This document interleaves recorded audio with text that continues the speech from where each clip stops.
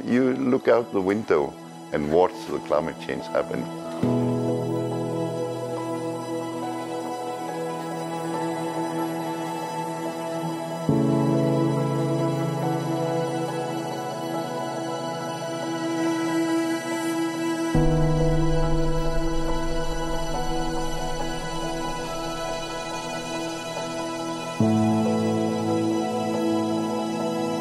I think Ilulissat is one of the most dramatic places in Greenland to see climate change because it has one of the largest glaciers in Ilulissat ice fjord, and it has some of the biggest changes.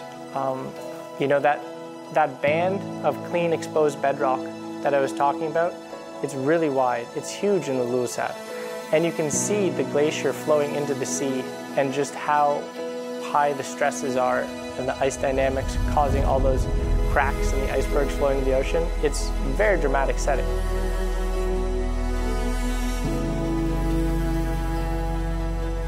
So when you stand on the fjord wall and you watch those icebergs slowly going into the ocean, you're watching about 1% of the global sea level rise contribution leaving Greenland and going into the ocean.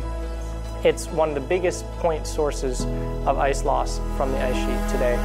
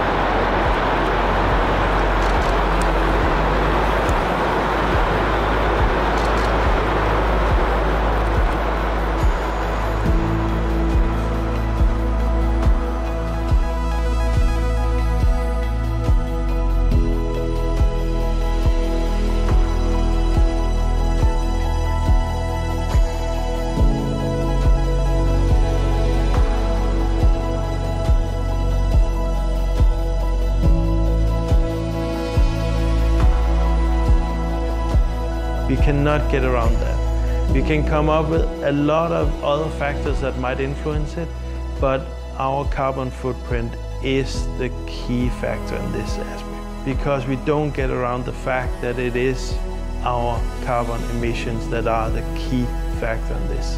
How I feel about this is the clock has started, and the clock now is going much faster. We're constantly speeding it up. So what we're asking our kids to do is we want them to stop the clock. We have to stop it now, because by the time it gets to them, the clock will be way too fast. They won't have the time left to make a difference. We have the time now to make a difference. They won't. So I hope we actually do something so our future generations can walk on this beautiful glacier again. Those of us who study climate change, we think we have a pretty good idea of how it's happening and how it's happening faster than politicians are reacting. But an event like that comes and it's happening even faster than I think it should be happening, which makes me a little cautious about where we're going in the future. It's happening faster than we forecast at the moment.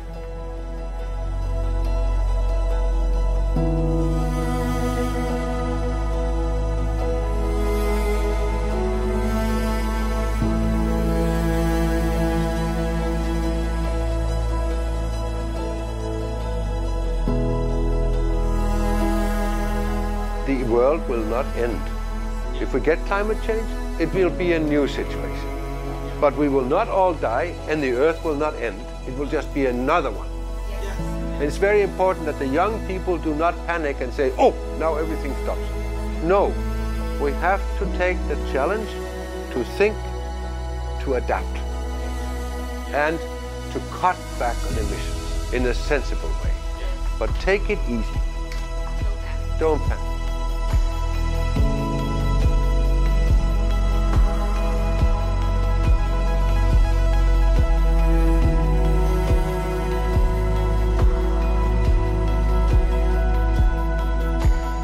My message is very simple. Please, please, please stop burning fossil fuels and go on renewables.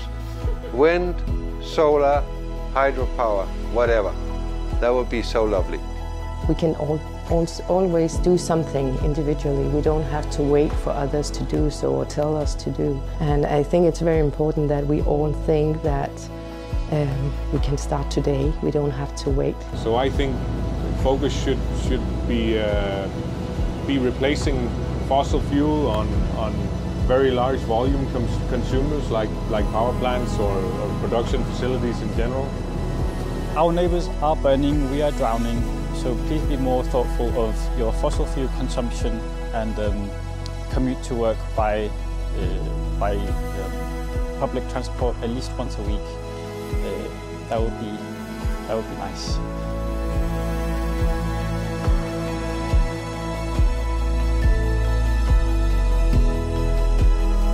I would love to say that we would love to see more education about the climate changes and more connection between the different countries, generally in all of the countries, about the climate change that is happening now. Because after all, climate change is under children's rights. Every child has the right to live in good conditions. I have and quite big workshops where I have had all from local hunters to you know, and also representatives from the scientific community, and then all the relevant stakeholders, both national and international stakeholders, in relation to these issues, simply to discuss what are the important issues and how can we solve them together. I don't want to stimulate the ideas. I want to facilitate the process of getting the ideas, and I think that's one of the things that I can actually, that I can make people with very different backgrounds cooperate, and that's maybe my best quality. 解冻格陵兰采访纪录团队亲自造访11个城镇，与专家学者、政府官员、当地居民深度访谈。气候变迁已经是不争的事实，因应调适跟积极的付诸行动，才是我们每一位都必须面对的课题。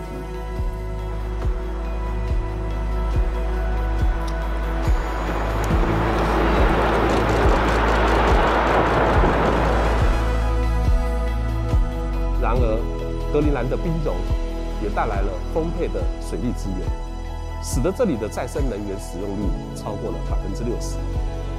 孩子们能在夏季的溪边开心玩水，变暖的洋流带来了丰富的渔业资源。从冰层中裸露的土地，有着更多的可供畜牧、耕种的农业发展机会。我大胆地预言，渐渐地，在北极的格陵兰将成为宜居的城市。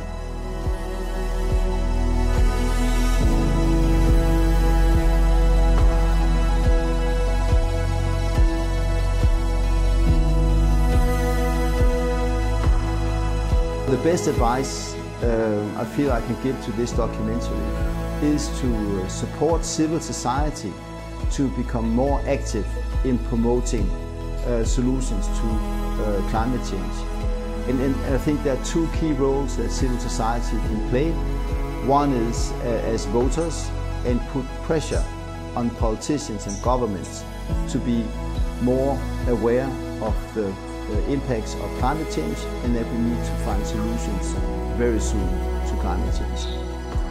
The second is becoming active consumers and put pressure on business to deliver more green products in line with the net zero targets, and also of course products that are green, more green in totality. And I think that the more you can link what you're doing on spot, on site, different places in the world, to the global movements for civil society, the more impact the documentary will have.